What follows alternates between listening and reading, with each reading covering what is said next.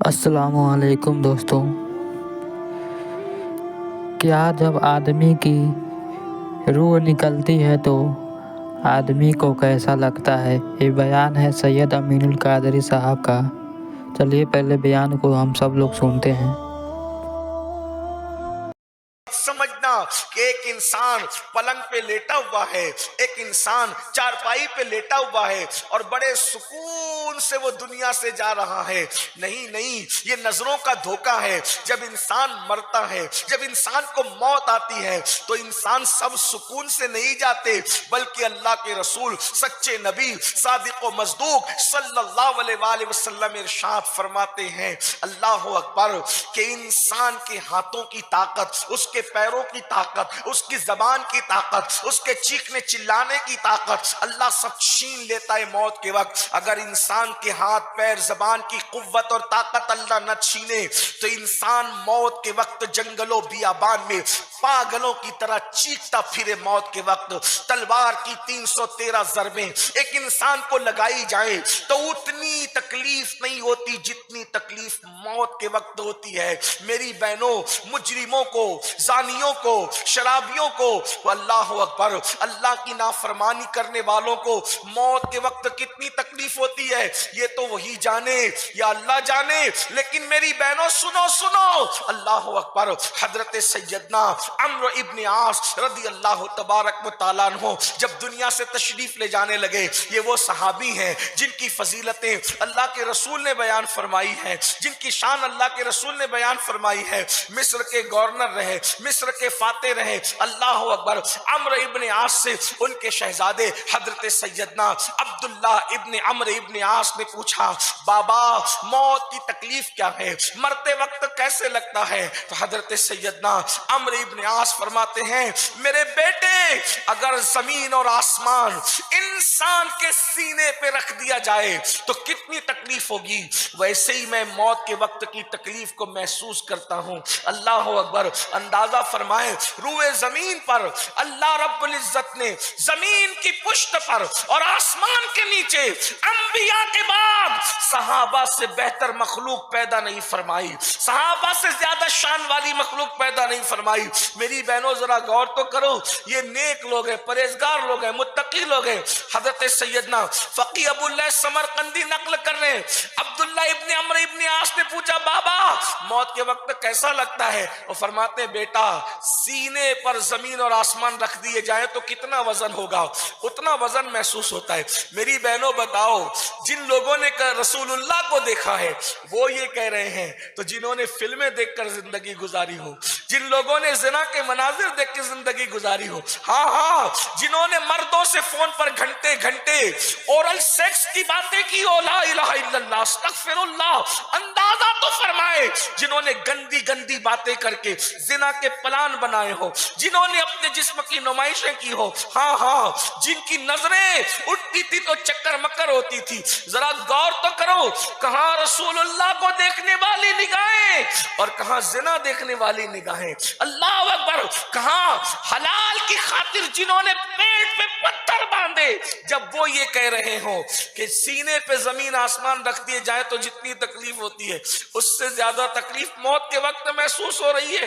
اللہ اکبر، حالانکہ یہ اللہ رب العزت کے مقبول بندوں کے ساتھ ہے تاکہ ان کے درجات بلند ہو۔ وہ تو گنہگار لوگ نہیں تھے، وہ تو محفوظ لوگ تھے، لیکن درجات کی بلندی کے لیے ان کو اس سے گزارا جا رہا ہے۔ پھر حضرت عمرو ابن عاص کہتے ہیں، میرے بیٹے، ایسا لگتا ہے موت کے وقت کہ انسان ناک سے سانس نہیں لے رہا ہے، جیسے لگتا ہے کہ سوئی کے ناکے سے سانس لے رہا ہے۔ اندازہ فرمائے، اندازہ کرو میری بہنوں، اس گھاٹی سے ہمیں گزرنا ہے۔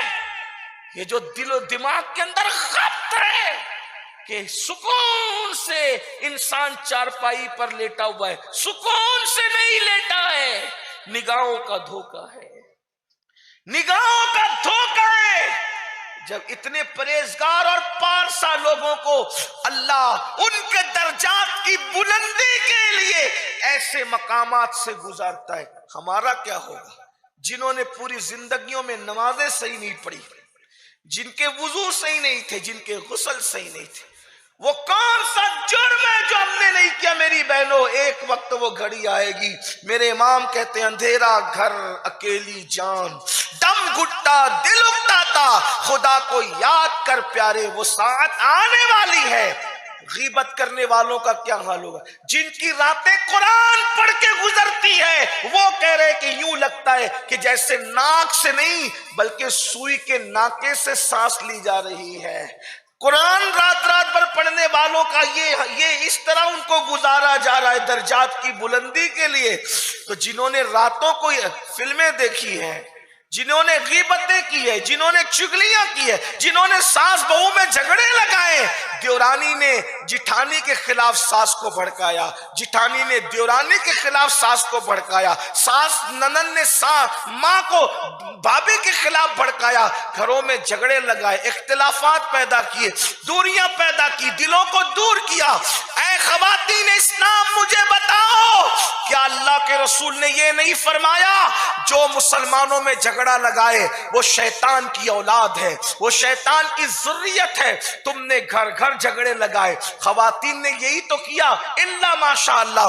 مجھے بتاؤ میری بہنوں، قرآن پڑھنے کی بجائے ناولیں پڑھی، قرآن پڑھنے کی بجائے واٹس ایپ لے کے بیٹھے، قرآن پڑھنے کی بجائے فیس بک لے کے بیٹھے، رسول اللہ کی نعت پڑھنے کی بجائے زبان سے تم نے اختلافات پیدا کی، جھگڑے پیدا کی۔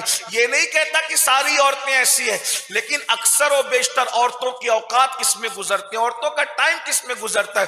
میری بہنوں تھوڑی دیر کے لیے سوچو کہ ناک کی بجائے سوئی کے ناکے سے سانس لی جا رہی ہو تو کیفیت کیا ہو؟